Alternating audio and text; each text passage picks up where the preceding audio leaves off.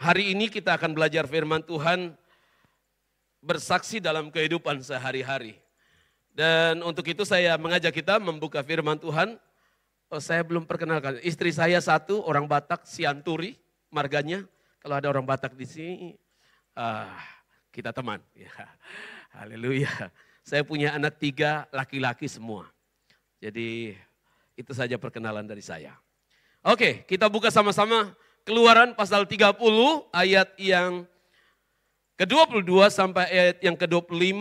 Lalu sebentar saya juga mau kita baca ayat yang ke-30 sampai ke-33 supaya kita bisa memahami secara lengkap ayat ini.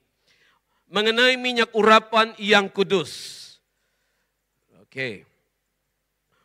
Kita baca bergantian ya, saya ayat 22, saudara baca 23 sampai ayat 25 lalu kita melonjak ke 30 ya. Berfirmanlah Tuhan kepada Musa, 23.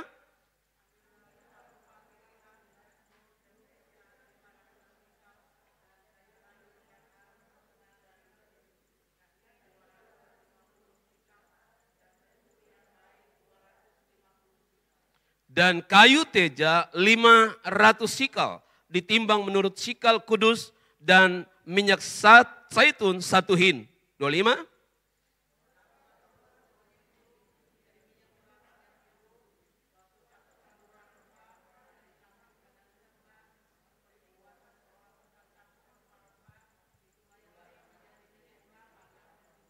Lalu kita melompat ayat 30.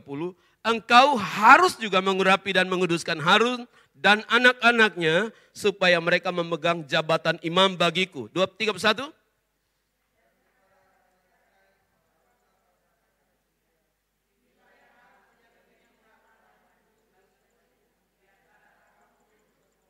Kepada badan orang biasa janganlah minyak itu dicurahkan. Dan janganlah kau buat minyak yang semacam itu dengan memakai campuran itu juga. Itulah minyak yang kudus dan haruslah itu kudus bagimu. 33, orang yang mencampur rempah-rempah menjadi minyak yang semacam itu atau yang membubuhnya pada badan orang awam haruslah dilenyapkan dari antara bangsanya. Nah, sampai sedemikian jauh pembacaan kita hari ini. Saudaraku yang kekasih Tuhan, baru-baru ini penghargaan Nobel itu diumumkan dan beberapa orang mendapatkan hadiah Nobel. Anda mengikuti berita itu? Nah, saudara, tahukah saudara bahwa Alfred Nobel itu adalah seorang yang penemu dinamit? Tahu ya? Bahan peledak kalau saudara mau tahu. Bahan peledak pertama. Jadi saudara, Alfred Nobel itu adalah seorang penemu sekaligus pemilik paten itu. Dan tahukah saudara bahwa karena paten itu dia menjadi seorang yang sangat kaya. Kenapa? Sejak ditemukannya TNT itu atau dinamit itu, orang tidak perlu lagi waktu menambang itu palu-palu saudara. Langsung dibom saja pecah langsung bisa. Dan itu menolong, tidak hanya berhenti sampai di situ saudara. Digunakan juga sebagai senjata perang. Dan karena penemuannya itu saudara, ada banyak orang mati di medan perang. Jadi dulu kan orang main pedang, tombak. Tapi sejak ditemukan alat itu bisa membunuh lebih banyak orang dalam sekejap. Nah saudara, satu kali sebuah surat kabar memuat berita tentang sebetulnya saudaranya yang meninggal. Tapi wartawan itu salah mengidentifikasi. Mereka pikir yang meninggal ini Alfred Nobel. Lalu ditulislah di situ dengan judul besar. Seorang pembunuh. Dia juragan kematian, juragan maut. Karena penemuannya dia menjadi sangat kaya. Tetapi dari hasil banyak korban. Jadi dia digelar, di tulisan itu saudara, menuliskan bahwa dia seorang yang tidak baik.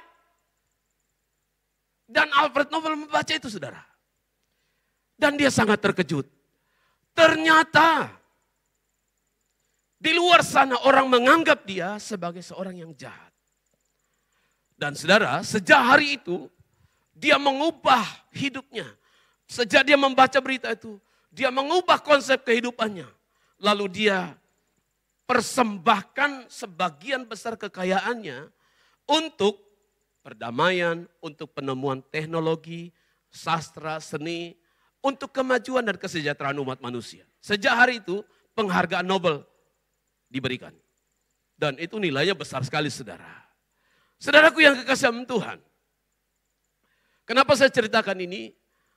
Kita perlu memahami, kita perlu tahu apa yang orang lihat, apa yang orang nilai dari kehidupan saudara dan saya. Dan saudaraku, kita sebagai orang percaya, saya percaya kita sudah diselamatkan tempat ini, amin.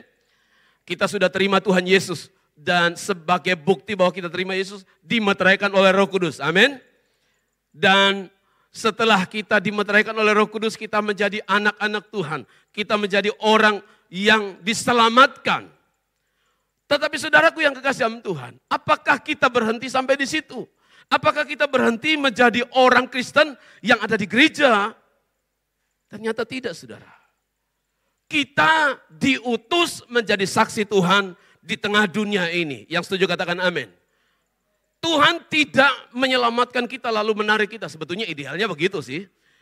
Andai kata Tuhan mau setelah kita percaya, kan Alkitab berkata waktu kita percaya, kita memperoleh hidup yang kekal. Setuju amin. Nah, sebaiknya, seharusnya, idealnya kita bisa langsung pulang ke surga karena kita sudah. Tapi ternyata Tuhan tidak melakukan itu, saudara. Dia mengembalikan kita ke tengah dunia ini supaya kita memberitakan kasih Tuhan, kebaikan Tuhan. Atau dengan kata lain, Tuhan menaruh kita di tengah dunia ini untuk kita menjadi saksi Tuhan. Amin. Dan itu sebabnya saudaraku yang kekasih dalam Tuhan. Bersaksi seharusnya menjadi gaya hidup kita setiap hari. Kita dipanggil untuk menyelesaikan amanat agung, memberitakan kasih Tuhan. Bahkan Alkitab mengajar kepada kita, hidup kita itu harus memberikan dampak yang luar biasa bagi banyak orang. Karena Anda dan saya adalah surat yang terbuka. Wakilnya Kristus di tengah dunia ini. Yang mengerti katakan amin. Dan itu sebabnya saudaraku yang kekasih Tuhan, di jemaat mula-mula, pengurapan Tuhan kan dijanjikan, kamu akan menerima kuasa waktu Roh Kudus. Nah saya percaya di tempat ini juga adalah orang-orang yang sudah menerima kuasa Roh Kudus, amin. Apakah jemaat mula-mula waktu itu setelah mereka menerima urapan kuasa dari Roh Kudus itu, mereka berhenti? Ternyata tidak, saudara. Itu mengubahkan hidup mereka, mengubahkan cara hidup mereka. Dan Alkitab mencatat, mereka disukai oleh banyak orang. Alkitab mencatat bahwa mereka memiliki satu kehidupan yang berbeda. Mereka memiliki satu kehidupan yang penuh dengan kasih. Mereka dikenal sebagai komunitas kasih. Mereka dikenal sebagai orang yang baik. Mereka dikenal sebagai orang yang murah hati. Anda baca nanti sebentar di rumah, Kisah Rasul. Mereka membagi apa yang mereka miliki. Mereka care kepada orang lain. Dan saya membayangkan kalau jemaat Hope di tempat ini, GB Hope di tempat ini. Setiap jemaat sama seperti jemaat mula-mula. Setiap orang berkata, apa yang dapat saya lakukan buatmu? Apa yang saya dapat bantu, apa yang saya dapat lakukan buat orang-orang di sekitar saya. Saya percaya. Anda tidak perlu membuka mulut saudara. Saudara cukup bertindak, melakukan yang baik.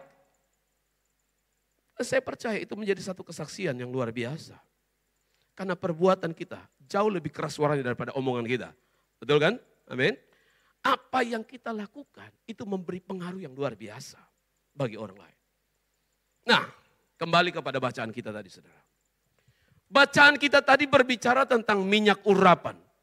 Minyak urapan itu adalah minyak yang spesial sebetulnya. Minyak yang punya aroma khas. Betul ya? Kalau saudara membaca ini segala macam ditaruh itu pasti memiliki aroma yang khas. Amin.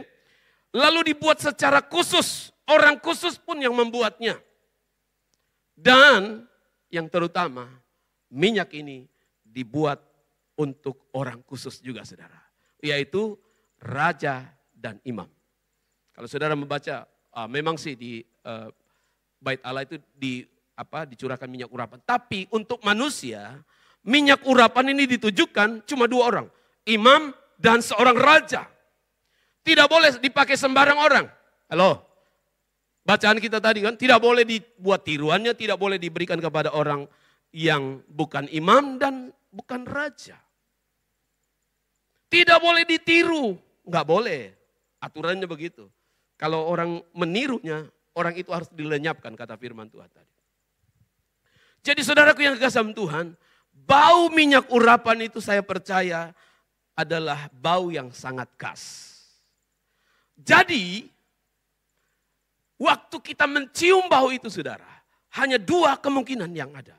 Ada imam di sekitar situ atau ada seorang raja. Yang mengerti katakan amin. Karena minyak itu hanya dikhususkan untuk 2 orang, raja dan imam. Jadi kalau Anda mencium, ini bau minyak urapan. Berarti di sekitar situ pasti ada raja, kalau bukan raja dia seorang imam.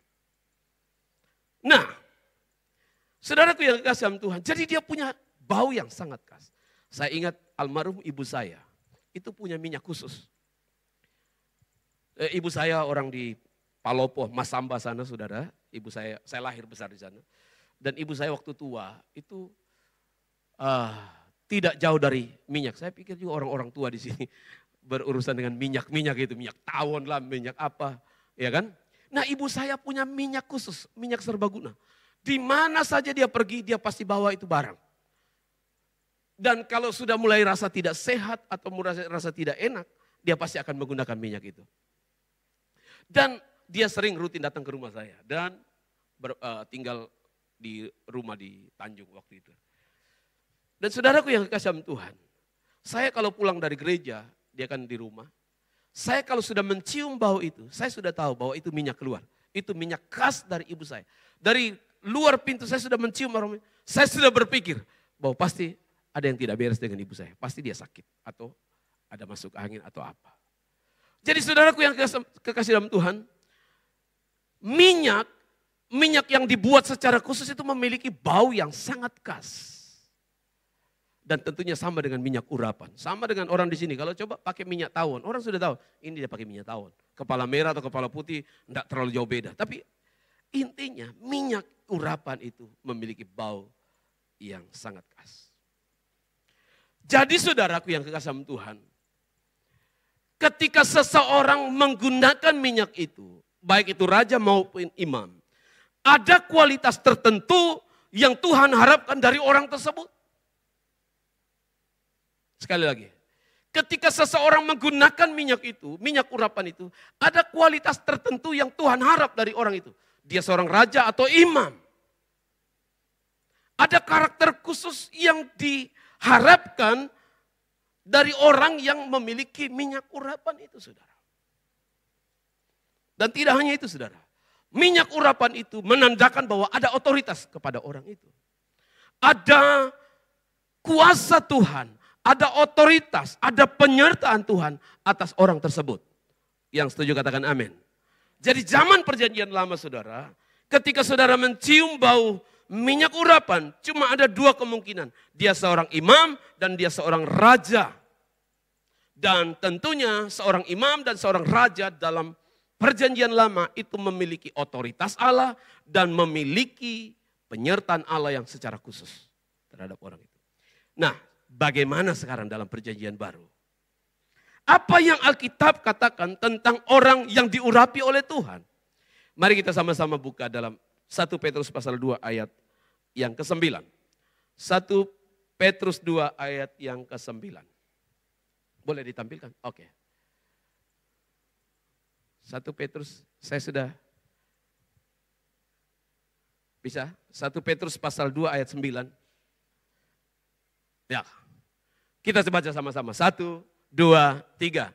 Tetapi kamulah bangsa yang terpilih, imamat yang rajani, bangsa yang kudus, umat kepunyaan Allah sendiri, supaya kamu memberitakan perbuatan-perbuatan yang besar dari Dia yang telah memanggil kamu keluar dari kegelapan kepada terangnya yang ajaib. Tetapi kamulah, apa saudara? Bangsa yang terpilih, imamat yang rajani. Ini berbicara terhadap saudara. Kamulah Karena saudara adalah orang yang sudah dipanggil keluar dari kegelapan dunia ini. Mengerti? Katakan amin. Kita sudah diselamatkan. Oke? Kalau masih ada yang hidup dalam kegelapan di tempat ini, ya nanti hubungan dengan Pak Gembala. Tapi intinya setiap orang percaya itu sudah dipanggil keluar dari kegelapan. Dan masuk kepada terangnya. Anda dan saya itu adalah imam dan raja. Dua jabatan ini sekaligus dirangkum dalam satu orang. Jadi artinya apa saudara? Saudara dan saya, setiap orang percaya adalah imam dan raja. Imamat yang rajani. Dengan kata lain, saudara dan saya adalah orang yang diurapi oleh Tuhan. Yang mengerti katakan amin. Pertanyaannya sekarang adalah, kualitas apa yang ingin Tuhan harap dari seorang imamat yang rajani itu saudara? Ini bukan lagi berbicara tentang baunya saudara. Ini tidak lagi berbicara tentang minyak secara fisik, tetapi ini berbicara tentang apa yang saudara pancarkan keluar dari kehidupanmu. Cara hidupmu, tingkah lakumu, karaktermu. Halo. Dalam perjanjian baru saudara, minyak urapan tidak lagi berbicara tentang minyak secara fisik. Tetapi itu berbicara tentang kuasa Tuhan yang menyertai setiap orang yang percaya. Berikan kemuliaan yang meriah bagi Tuhan kita.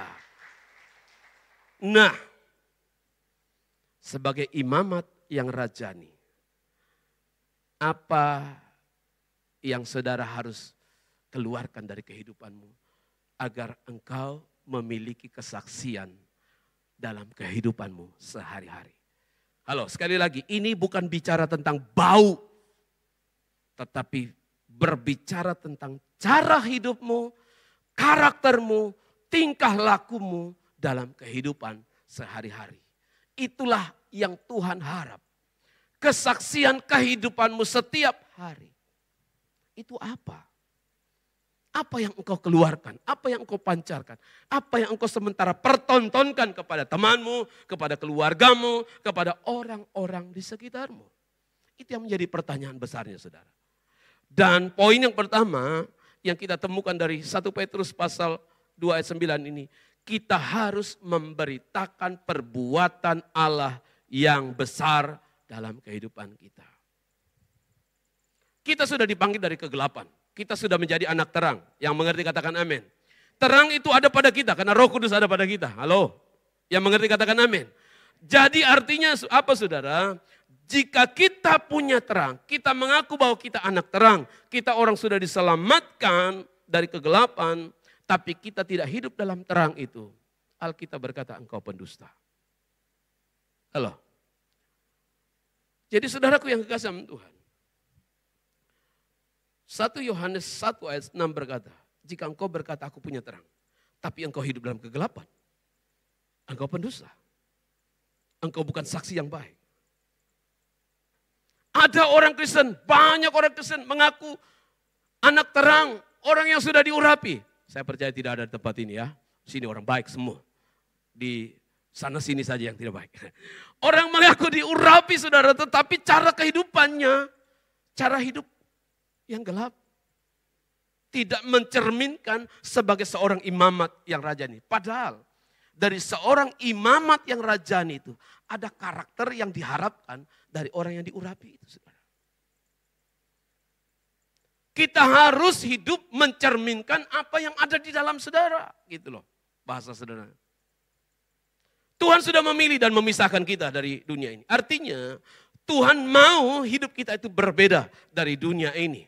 Cara berbisnis kita, cara kerja kita, pelayanan kita, kata-kata kita, tingkah laku kita harus berbeda dari dunia ini. Yang mengerti katakan amin. Karena kalau tidak, Anda tidak mungkin bisa jadi saksi. Halo. Anda harus berbeda, bukan lain-lain ya, bukan. Maksudnya berbeda itu, kalau dunia ini jahat, kamu harus lebih baik. Cara bisnismu, cara bicaramu, pelayananmu. Apakah engkau sudah memberi yang terbaik sebagai seorang yang diurapi? Ataukah orang berkata, singkama ji, orang Makassar bilang, sama singkabaleba ji. No, tidak. Tuhan tidak menghendaki hal yang demikian dalam kehidupan setiap orang yang sudah diurapi oleh Tuhan. Imamat yang rajani. Bahkan seorang pengkhotbah berkata begini, pernah saya dengar. Anda dan saya adalah Injil yang kelima. Kan ada 4 Injil kan? Halo, tahu 4 Injil tahu betul? Matius, Markus, Lukas, Yohanes, dan kelima saudara. Kenapa? Dunia tidak pernah membaca Injil. Dunia mungkin menyentuh Alkitab itu dianggap najis. Tetapi saudara adalah Injil yang kelima yang dilihat oleh dunia ini. Nah, apa yang dunia baca dari kehidupan saudara? Halo, yang mengerti katakan amin. Apa yang dunia lihat dari kehidupan saudara? Mereka tidak pernah membaca Injil, saudaraku. Percayalah, megang saja dianggap najis kok. Halo? Tapi waktu saudara mempertontonkan, memperlihatkan cara hidup yang berkenan kepada Tuhan, yang berbeda. Maka saudara sebetulnya sementara memberitakan Injil yang berjalan. Injil yang hidup. Makanya saudaraku yang kekasih Tuhan. Alkitab mengajarkan kepada kita, miliki cara hidup yang baik di tengah orang yang tidak percaya. Sehingga di mana ada kebencian, di situ saudara menghadirkan kasih. Bukan saudara juga kompori, memantong itu enggak saudara. Saudara akan melahirkan, mempertontonkan hal yang berbeda dari dunia ini. Di mana ada orang yang pelit, di sana saudara akan mempertontonkan kemurahan hati. Di sana saudara akan mempertontonkan kebaikan, kesabaran, ada damai sejahtera. Bukan saudara justru jadi biangnya di sana saudara. Kita diutus Tuhan untuk menjadi saksi dalam kehidupan kita sehari-hari. Kita membawa damai atau justru membawa kerusuhan? Kita membawa kebaikan atau justru kita yang biang kejahatan itu saudara? Itu pertanyaan perenungan buat kita. Saya tidak menghakimi saudara, tapi itu menjadi perenungan kita. Sebagai orang yang sudah dipanggil dari kegelapan dunia ini, kita harus memberitakan perbuatan Allah dalam kehidupan kita. Ada buah roh yang harusnya keluar dari kehidupan saudara. Saya selalu berprinsip begini saudara. Tuhan memang mau kita memiliki karunia roh. Karena itu berguna untuk pelayanan kita. Tapi buah itu jauh lebih dicari oleh Tuhan dari kehidupan kita. Yang mengerti katakan amin. Jika dunia memfitnah kamu, mereka akan melihat dari cara hidup kamu. Karunia roh itu bagus dan perlu. Tetapi untuk apa saudara fasih bahasa roh, tapi bahasa Indonesiamu tidak baik? Halo? Anda fasih bahasa roh, tapi bahasamu sehari-hari tidak baik. Kebun binatang, segala bahasa kotor itu keluar dari mulutmu. Halo? Untuk apa? Bukankah saudara mempertontonkan kemunafikan? Halo? Kita bahasa roh begitu indahnya di gereja. Tetapi bahasa Indonesia kita berantakan di luar sana. Padahal dunia sementara mencari, melihat saudara. Anda adalah Injil yang kelima. Dan saudara harus memperlihatkan hal yang baik sebagai imamat yang rajani. Alkitab berkata, miliki cara hidup yang baik. Supaya dunia boleh melihat perbuatanmu yang baik dan memuliakan Allah. Yang mengerti katakan amin. Poin yang kedua. Selain saudara diutus ketika memberitakan perbuatan Allah yang besar dalam hidupmu. Anda juga diharapkan dari karakter seorang yang diurapi, imamat yang rajani. Kualitas apa yang diharapkan Tuhan? Kualitas kasihmu. Sama-sama katakan kualitas kasih. Filipi 4 ayat 5 berkata, apa coba ditampilkan? Filipi 4, 1, 2, 3, sama baca. 1, 2, 3. Hendaklah kebaikan hatimu diketahui sebuah orang. Jangan sampai kejahatanmu yang dilihat orang. Biar orang luar di sana saja. Tapi saudara, kebaikan hatimu itu dilihat orang, diketahui semua. Bukan pamer, bukan flexing, bukan saudara. Tuhan tidak mengajar kita untuk pamer kebaikan, tidak. Tapi kebaikan yang lahir dari pengenalanmu kepada Tuhan, itu harus nampak dalam kehidupanmu. Karena itu yang sementara kita pertontonkan bagi dunia. Mungkin saudara nanti pulang di rumah, tapi jangan di sini ya. Lihat video seorang wanita dari Bantul itu mengaku bahwa orang yang satu kampung tempat dia datang itu adalah malaikat semua. Isinya malaikat semua. Ini kesaksiannya, nanti saudara lihat di YouTube. Jangan dilihat di sini, nanti di rumah. Saya mau bawa videonya tadi. Ibu ini pindah dari Bandung, resign dari tempat kerjanya dan kembali ke Bantul di daerah Jogja. Dan waktu dia kembali ke Bantul itu dia tidak punya apa-apa, dia hamil. Kalau tidak salah dia bergumul untuk kebutuhan babynya dan kebutuhan kehamilannya dan mereka susah saudara. Tapi saudara yang menarik, satu kampung itu mengetahui dia ada, dia orang Muslim, dia orang seberang. Dan satu kampung itu orang rupanya anak Tuhan. Dan mereka setelah tahu dia kesulitan, mereka kumpul. Semua bergotong royong. Ada yang kasih pakaian baby, ada yang keperluan. Jadi saudara, semua orang bergotong royong mengambil bagian untuk membantu ibu ini. Sehingga ibu ini menyaksikan di YouTube. Satu kampung itu isinya malaikat semua katanya.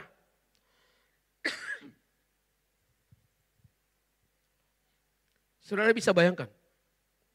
Kalau orang di luar sana bilang, itu orang GB Hope, malaikat semua di dalam itu. Amin. Kita cukup melakukan yang baik. Kualitas kasih kita harus berbeda dari dunia ini. Dan itu sebabnya saudara, waktu Anda kehilangan kasih, maka sebetulnya saudara kehilangan Allah. Kehilangan kasih berarti kejatuhan yang paling dalam. Anda lihat di Efesus itu, jemaat Efesus. Kamu kehilangan kasih. Ingatlah betapa dalamnya engkau jatuh. Alkitab katakan. Teguran malaikat. Bertobatlah. Kenapa? Kalau persinah, kamu bersinah. Ingat betapa dalamnya engkau jatuh. Kamu mungkin, tapi Tuhan lihat. Kehilangan kasih. Mereka dulu mengasihi, jemaat Efesus rupanya mengasihi. Tapi setelah berjalannya waktu, kehilangan kasih. Kasih menjadi tawar. Kesaksian kehidupan mereka itu hilang. Dan Tuhan bilang, kamu sudah jatuh terlalu dalam. Padahal cuma kasih jikodong. Itu betul ya? Terlalu, seharusnya kata itu tidak perlu ada lah. Terlalu keras itu. Tapi saudara, karena fakta memang berkata bahwa kalau Anda kehilangan kasih, Anda sebetulnya sementara kehilangan Tuhan dalam hidupmu. Karena waktu saudara mengasihi itu menunjukkan bahwa ada Tuhan di dalam kehidupan saudara. Yang mengerti katakan amin. Jadi kualitas kasih kita itu haruslah menjadi hal yang berbeda dari dunia. Karena tindakan kasih adalah alat yang paling efektif dalam bersaksi di tengah dunia ini. Tindakan kita, bukan omong doang. Kalau kita cuma omong doang, kodong, orang tidak terlalu. Tapi coba saudara melakukan sesuatu. Itu suaranya, dampaknya jauh lebih keras daripada.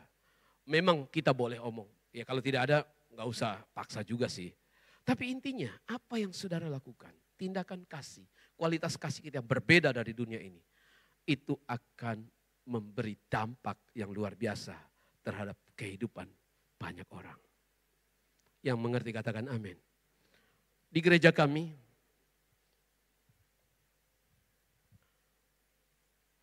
ada kebiasaan mereka biasanya pergi bagi-bagi makanan kepada orang-orang di jalan. Ya tidak banyak sih. Cuman mereka ingin melakukan aja yang bisa mereka lakukan. Kan Tuhan tidak tuntut kita yang tidak ada pada kita kan. Amin. Tuhan hanya meminta apa yang ada pada kita. Dan mereka memulai dari hal yang sederhana. Istri saya itu, ibu pendeta itu, Ibu Faridah, dia pulang cerita saya. Pak, kasihannya orang ya, luar biasa. Entah kenapa saya kayak terharu sekali lihat mereka menerima apa yang kita beri. Padahal tidak terlalu banyak Jikodong. Tidak terlalu bagaimana Jikodong, orang Makassar bilang. Tapi saudara, apa yang kita buat itu akan memberi dampak bagi orang lain. Jadi saudara, kualitas kasih kita sebagai imamat yang rajani, Tuhan cari dalam kehidupan kita. Yang setuju katakan amin. Amin. Ini jam berapa nih sekarang ini? Masih berapa menit? Masih ada berapa menit saya ini Pak Tom? Masih 8 menit? Kodong. Bisa setengah jam lagi kah? Dapat. Kualitas yang ketiga yang Tuhan harapkan dari kehidupan seorang imamat rajani, yaitu, coba kita lihat Matius 5 ayat 16. Matius 5 ayat 16. Kita baca sama-sama. Satu, dengan suara keras tentunya. 1, 2, 3. Demikianlah hendaknya terangmu bercahaya di depan semua orang, supaya mereka melihat perbuatanmu yang baik dan memuliakan Bapamu yang di sorga. Terangmu bercahaya di depan semua orang. Seperti yang saya katakan tadi, saudara dan saya adalah wakil Kristus di tengah dunia ini. Apa yang saudara dan saya sementara pertontonkan kepada dunia ini. Sebagai saksi Kristus, apa yang saudara pancarkan dari kehidupanmu? Apakah itu terang ataukah kegelapan? Apakah perbuatan baik yang dari Allah ataukah perbuatan jahat? Efesus 5 ayat 8 berkata, dulu kamu adalah kegelapan memang, tapi sekarang kamu adalah terang. Yang mengerti katakan amin. Dalam firman Allah yang hidup terjemahan yang lain dia bilang, terangmu harus dinyatakan dalam kelakuan. Itu dia. Saya lebih setuju terjemahan itu. Terangmu itu harus dinyatakan dalam bentuk tingkah laku, kelakuan, perbuatan. Mahatma Gandhi, tahu Mahatma Gandhi? Bekas pemimpin India itu loh. Tahu ya? Halo? Bisa tahu ya? Mahatma Gandhi, pokoknya yang Gandhi itu dari India lah. Dia pernah kuliah hukum di Afrika Selatan. Dia seorang pengagum Yesus. Dia orang Hindu. Tapi dia suka dan dia kagum sama pribadi Yesus. Karena dia suka membaca khotbah di bukit. Khususnya Injil itu. Dia pengagum dan dia sering mengutip ayat-ayat Alkitab. Saking kagumnya dia kepada Yesus. Nah satu kali saudara. Karena dia kagum sama Yesus. Akhirnya dia memutuskan untuk pergi ke gereja. Dia memutuskan untuk mencari Tuhan dan ketemu Yesus. Tapi sayangnya saudara, kan orang India itu berpakaian yang agak khas. Waktu dia datang ke gereja, yang sambut dia itu, aduh fatal sekali. Asar di gereja itu saudara, mengusir dia. Dan berkata, untuk apa kamu datang di sini? Kamu orang tidak percaya, kamu orang yang, ini bukan tempatmu.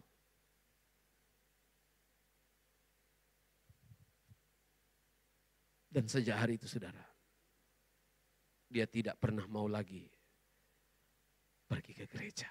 Padahal dia sudah begitu dekat dengan keselamatan. Makanya dia dalam satu statementnya pernah diwawancarai. Dia ditanya begini, kenapa kamu itu pengagum Yesus? Kamu sering mengutip perkataan Yesus. Tapi kenapa engkau tidak menjadi orang Kristen? Lalu dia jawab begini. Andai kata seluruh orang percaya atau orang Kristen itu melakukan apa yang Yesus katakan. Maka saya percaya seluruh India hari ini sudah diselamatkan. Tapi sayangnya orang Kristen, ada banyak orang Kristen tidak melakukan apa yang Yesus Kristus ajarkan. Dan andai kata saudaraku yang kekasih Tuhan, hari itu dia berjumpa dengan orang Kristen yang baik. Sayangnya dia ketemu dengan orang Kristen yang tidak bertobat. Dan akhirnya, saudara bisa bayangkan, pemimpin besar itu pasti memberi pengaruh yang besar bagi India. Itu India negara salah satu berpenduduk paling banyak di dunia. Itu sebabnya saudaraku yang kasih Tuhan, untuk menjadi saksi Kristus dalam kehidupan kita sehari-hari. Nyatakan dalam bentuk perbuatan. Yang setuju katakan amin. Mulailah dari hal yang sederhana, saudara. Saya itu punya kebiasaan. Saya tes sosial. Saya biasa memberikan, kalau di parkiran, kebiasaan 3.000, tahu betul ya? Halo, biasanya 3.000. Saya biasa kasih 5.000 atau 10.000. Lalu Anda perhatikan reaksi orang yang menerima itu. Halo, pernah melakukan? Nanti pulang tes kalau di mall. Atau mall sekarang pakai kartu ya. Tapi kalau Anda ketemu dengan tukang parkir, coba lakukan hal sederhana. Berbeda dari dunia ini. Dan Anda akan melihat bagaimana reaksi orang yang menerima perbuatan saudara. Bukankah itu memberi kita sukacita yang berbeda ketika kita melihat orang bersukacita? Yang setuju katakan amin. Mulailah dari hal sederhana. Orang-orang di sekitarmu. Doakan mereka. Kalau engkau punya berkat, berkati mereka. Ajak mereka. Bersaksi kepada mereka. Ceritakan apa yang engkau alami aja. Tidak usah bilang, kalau engkau tidak percaya Yesus, kau masuk neraka. Tidak usah dulu. Mulai dari situ. Mulailah dulu. Saya dulu orang jahat. Sebetulnya saya juga orang yang tidak punya pengharapan. Tapi puji Tuhan saya sekarang dalam keadaan ini. Karena Tuhan Yesus baik. Mulai dari hal yang sederhana. Saya tidak bisa kasih kamu lebih, tapi saya bisa memberkati kamu. Ini dari saya. Kan kita punya prinsip, selamatkan jiwa di gereja kami, enggak tahu kalau di sini. Berapapun harganya, halo, berapapun harganya. Dan saudaraku yang kasih Tuhan, sebetulnya lakukan tindakan yang berbeda saja. Dan Anda akan menarik orang untuk mencari tahu siapa saudara. Karena perbuatan kita itu jauh lebih keras suaranya daripada apa yang saudara katakan. Saudara dan saya sudah ditarik dari gelap kepada terang. Saya undang pemain musik. Anda dan saya sudah diurapi oleh Roh Kudus. Yang mengerti katakan amin. Anda dan saya punya tugas ilahi menjadi saksi Kristus dimanapun saudara berada. Dunia sementara mau melihat sinarmu, cahayamu, perbuatanmu, kualitas kasihmu. Dan apa yang dunia sementara lihat? Apa yang sementara saudara pertontonkan bagi dunia ini? Dimanapun Tuhan menaruh Anda dan saya, itu adalah ladangmu. Yang mengerti katakan amin. Anda dan saya diutus Tuhan ke tengah dunia ini untuk melakukan perbuatan-perbuatan besar. Menceritakan perbuatan-perbuatan besar dari Dia. Mengasihi dan mempertontonkan kebaikan Tuhan. Bukan memamerkan, tapi memperlihatkan kepada dunia bahwa Dia ada di dalam saudara dan saya. Kita tundukkan kepala di hadapan Tuhan.